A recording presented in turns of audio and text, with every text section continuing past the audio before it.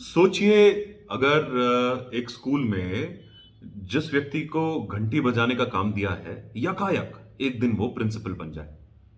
या ये सोचिए कि किसी सरकारी महकमे में जिस व्यक्ति को आप फाइल उठा के यहां से वहां ले जाते देखते थे, वो यकायक डीएम बन जाए। और वो भी किसी क्वालिफिकेशन को हासिल करने के बाद नहीं, बस यूं ही क्योंकि साहब ने कहा है। जी हाँ, उत्तराखंड में कुछ भी हो सकता है। आज आप और हम बात करेंगे कि क्या कुछ हो सकता है उत्तराखंड में यदि साहब ने कहा है। जय हिंद। मैं अनुपम स्वागत करता हूं आप सभी का टॉपिंग्स.लाइव के इस नए एपिसोड में। तो साहब, उत्तराखंड में अगर साहब कहें तो कुछ भी हो सकता है।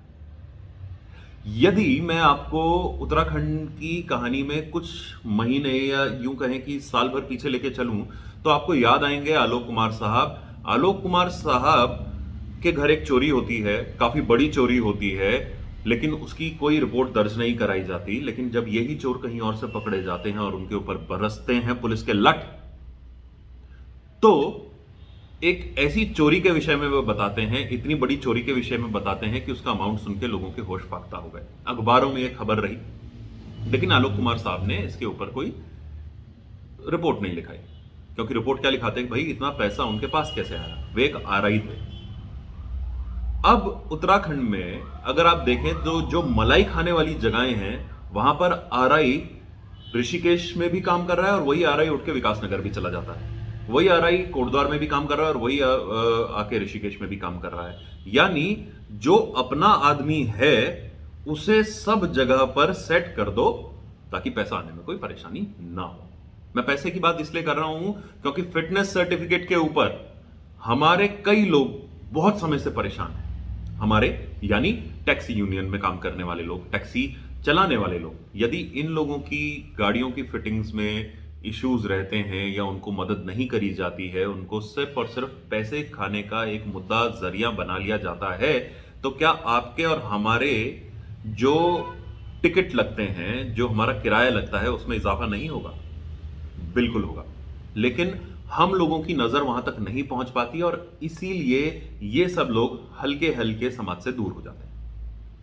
अब इन्हीं आलोक कुमार जी की जब अगर हम बात करें तो हमारे सूत्रों की अगर बात माने तो काफी समय से सचिवालय के चक्कर लगा रहे थे।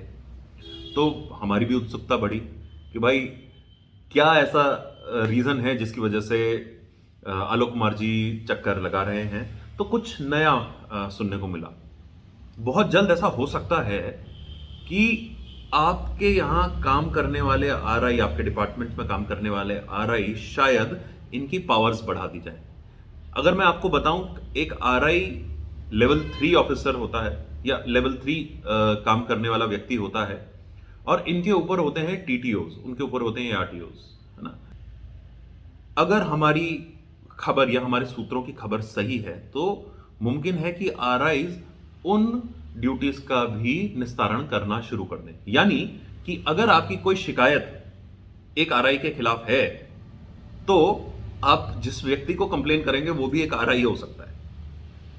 इसको लिटरल मीनिंग में ना लें, लेकिन आप समझ सकते हैं कि एक सिस्टम होता है कि एक व्यक्ति है, उसको कुछ काम दिए जाते हैं उसकी कैपेबिलिटीज के अनुसार, उसकी क्वालिटी और उसकी एजुकेशन के अनुसार, या किस टेस्ट को पास करके आता है उसके अनुसार। फिर दूसरा व्यक्ति होता है, फिर तीसरा व्यक्ति होता है ना।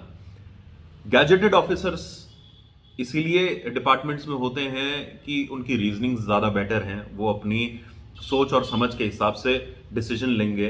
अब वो डिसीजंस हो सकता है कुछ हद तक ले लिए जाएं एक ऐसे व्यक्ति के द्वारा जिसकी क्वालिफिकेशन केवल ट्रक का लाइसेंस है या 10th पास और कुछ डिप्लोमा। तो भाई अगर ऐसा हो रहा है तो ये बहुत बड़ी खुशखबरी है। यानी कुछ समय के बाद हम अपने बच्चों को आईएएस की तैयारी करवाना भी छुड़वा सकते हैं। हमें केवल और केवल एक साहब ढूंढने हैं, क्योंकि जो साहब कहेंगे उत्तराखंड में वही होगा। इस बात को लेकर काफी हो हल्ला हो चुका है, काफी लोग इस विषय में बात कर रहे हैं और हमने सोचा कि आप लोगों के सामने भी हम इस चीज को ले आए, आप लोगों के सामने भी इस चीज का एक प्रसारण करें। अहम बात क्या है ना, अहम बात यह है कि उत्तराखंड में इलेक्शन चल रहे हैं और इस इलेक्शन के टाइम पर ऐसी बातों का होना, ऐसी अफवाहों का उड़ना अपने आप में बड़ी बात है। और ये अफवाहें अगर उड़ रही हैं ना, तो उसमें कोई गलत बात नहीं है, क्योंकि अगर आप इसी डिपार्टमेंट की ओर देखेंगे तो कई लोगों के ट्रांसफर्स हुए हैं, कई लोगों के ट्रांसफर अपने घर में उठवा के ले आया जाता है उन्हें, मतलब अपने होम स्टेट पे ले आया जाता है या अपने होम जिले में ले आया जाता है। इलेक्शन कमीशन की इसकी स्ट्रिक्ट नो पहले से ही थी, लेकिन उसके ऊपर कोई ध्यान नहीं दे रहा है। यह मुद्दा भी कई बार उठा है। तो यानी फेलियर्स तो हो ही रहे हैं इस डिपार्टमेंट में, लगातार हो रहे हैं, लेकिन जो ऊपर बैठे साहब हैं उन्हें शायद किसी का मुंह बंद करना है, इसीलिए ये नई पॉलिसी चेंज के लिए हवा बन रही है। अब ये साहब कौन है जल्द पता चलेगा, या अगर ये ट्रांसफर्स रुक जाते हैं या ये पावर चेंज ऑफ पावर रुक जाता है तो शायद नहीं पता चलेगा।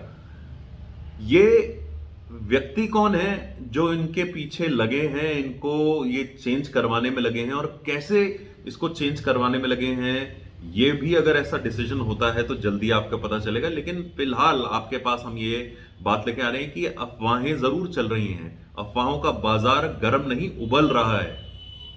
और ऐसे में हमारे वो लोग जो मेहनत करके एग्जामिनेशन देके पेपर क्लियर करके कुछ बनते हैं, उन लोगों के साथ सही बदला लिया है समाज ने। जो ये पढ़ने वाले बच्चे होते हैं ना, ये बचपन से लोगों को बहुत पिटवाते हैं। आज इनके साथ बदला पूरा हो गया है, क्योंकि साहब ने कहा है। ऐसी ही कुछ बातों के लिए, ऐसी ही कुछ स्टोरीज के लिए जुड़े रहे हमारे साथ। मिलते हैं आपसे tappings.live के अगले एपिसोड पे। तब तक के लिए जय हिंद।